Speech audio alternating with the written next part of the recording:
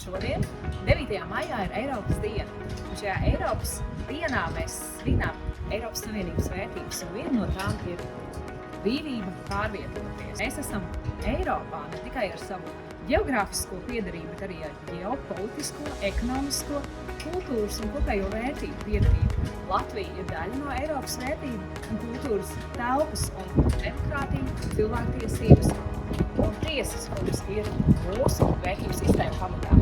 Eiropas Savienības motto vienot dažādībā, līdz ar to ir novērtēta katras valsts unikalitāte, individualitāte, kā arī tiek respektēta katra valsts vienojoties par jauniem kopīgiem tiesību aktiem Eiropas Savienības ietvaros. Izsens ir teikts, ka visi ceļi ved uz Romu, bet šodien mans ceļš ir atvedis man uz Strasbūru. Un šeit arī vienā no Eiropas galvaspilsētām Strasbūrā katrs Eiropas Savienības iedzīvotājs ir saistīts viens ar otru, ja tiešā nozīmē mūs savieno gan ceļi, gan vērtības bez robežām, gan arī pārnestā nozīmē dalot un aizstāvot vienotās vērtības. Mēs visi esam eiropieši. Priecīgi mums visiem 9. maija Eiropas dienu!